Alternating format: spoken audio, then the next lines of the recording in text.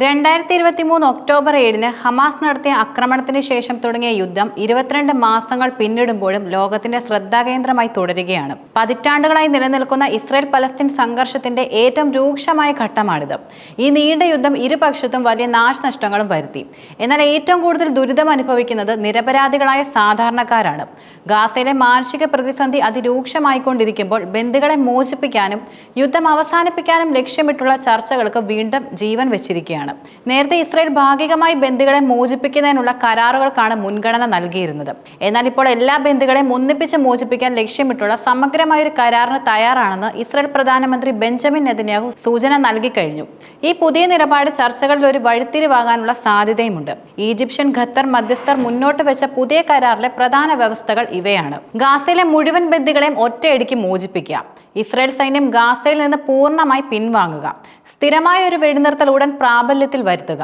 ഈ വ്യവസ്ഥകൾ ഹമാസിന്റെ മുൻ ആവശ്യങ്ങളുമായി യോജിച്ചു പോകുന്നതാണ്.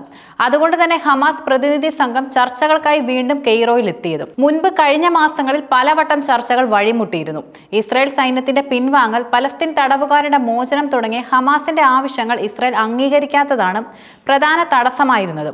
എന്നാൽ പുതിയ നീക്കങ്ങൾ ഒരു പരിഹാരത്തിലേക്ക് എത്തുമെന്ന പ്രതീക്ഷയും നൽകുന്നുണ്ട്. നെതന്യാഹുവിന്റെ പുതിയ പ്രസ്താവന ചർച്ചകളിലെ തന്ത്രപരമായ ഒരു മാറ്റത്തെയാണ് സൂചിപ്പിക്കുന്നത്. ഒരു വശത്ത് ചർച്ചകൾക്ക് തയ്യാറെടുക്കുമ്പോൾ തന്നെ മറുവശത്ത് ഗാസയിൽ ആക്രമണം വ്യാപിപ്പിക്കുമെന്ന് അദ്ദേഹം ഭീഷണി മുഴക്കുന്നു. ഹമാസിനുമേൽ സമ്മർദ്ദം ചെലുത്തി വെടിനിർത്തൽ കരാറിന് വഴിയൊരുക്കാനുള്ള ഒരു തന്ത്രമാണിത്.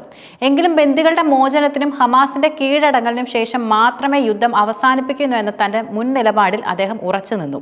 അതിനുശേഷം പോലും ഗാസയുടെ സുരക്ഷാ നിയന്ത്രണം ഇസ്രായേലിന്റെ കൈവശം തുടരുമെന്നും അദ്ദേഹം പറഞ്ഞു. ഇത് ഹമാസുമായി ഭാവിയിൽ ഉണ്ടാവുന്ന ഒരു കരാറിനെ കൂടുതൽ സങ്കീർണമാക്കുവാനുള്ള സാധ്യതയുമുണ്ട്.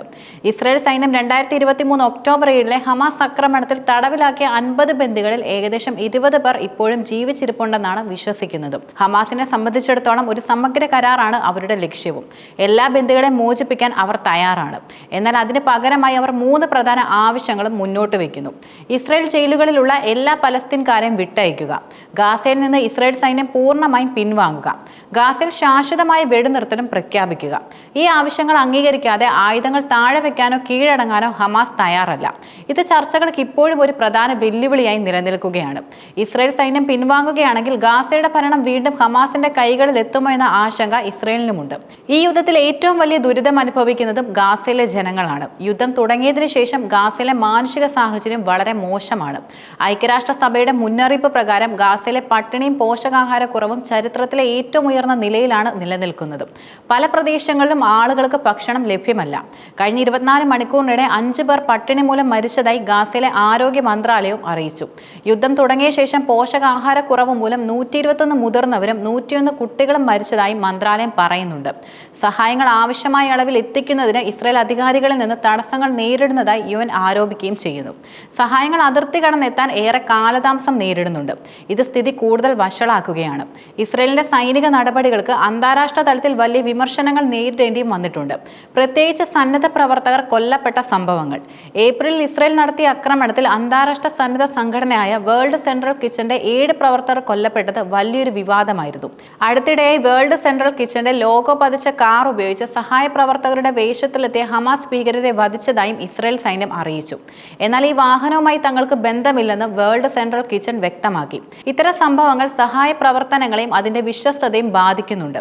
UN secretary general Antonio Guterres പുറത്തുവിട്ട റിപ്പോർട്ട് അനുസരിച്ച് ഗാസയിൽ ഇസ്രായേൽ നടത്തുന്ന യുദ്ധത്തിലും റഷ്യ യുക്രൈനിൽ നടത്തുന്ന യുദ്ധത്തിലും നിരവധി ലൈംഗിക അതിക്രമങ്ങൾ നടന്നുവെന്നാണ് പറയുന്നത്. ഇത് യുദ്ധത്തിന്റെ ഭീകരതയിലേക്കും വിരൽ ചൂണ്ടുന്നുണ്ട്. ഗാസയിലെ യുദ്ധം ഒരു നിർണായക ഘട്ടത്തിൽ എത്തി നിൽക്കുകയാണ്. നെതന്യാഹുവിന്റെ പുതിയ പ്രസ്താവനയും ഹമാസിന്റെ കെയ്റോ സന്ദർശനവും ഒരു സമഗ്രമായ കരാറിലേക്കും നയിച്ചേക്കാം. എങ്കിലും ഇസ്രായേലും ഹമാസും തമ്മിലുള്ള ആഴത്തിലുള്ള ഭിന്നതകൾ ഇപ്പോഴും നിലനിൽക്കുന്നു. ബന്ദികളുടെ മോചനം, ഗാസയിൽ നിന്നുള്ള സൈനിക പിൻവാങ്ങൽ, പലസ്തീൻ തടവുകാരുടെ മോചനം, ഭാവിയിൽ ഗാസയുടെ ഭരണം ആരുടെ കയ്യിലായിരിക്കും തുടങ്ങിയ വിഷയങ്ങളിൽ ഇരു കൂട്ടരുടെയും നിലപാടുകൾ ഒരുപോലെ ആവേണ്ടതുണ്ട്. ഒരു ശാശ്വതമായ വെടിനിർത്തൽ കരാർ പ്രാബല്യത്തിൽ വന്നാൽ മാത്രമേ ഗാസയിലെ മാനുഷിക ദുരന്തത്തിന് ഒരു പരിഹാരമുണ്ടാകൂ.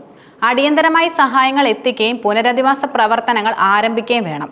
ഈ യുദ്ധത്തിന്റെ ഭീകരതയിൽ നിന്ന് സാധാരണക്കാർക്ക് ആശ്വാസം നൽകാൻ ഒരു രാഷ്ട്രീയ പരിഹാരം അനിവാര്യമാണ്. അന്താരാഷ്ട്ര സമൂഹത്തിന്റെ സമ്മർദ്ദം ഈ ചർച്ചകളെ എത്രത്തോളം സ്വാധീനിക്കുമെന്നും വരും ദിവസങ്ങളിൽ വ്യക്തമാകും. ലോകം പ്രതീക്ഷയോടെ ഉറ്റുനോക്കുന്നത് ഒരു സമാധാന ഉടമ്പടിയിലേക്കുള്ള നീക്കങ്ങളുമാണ്.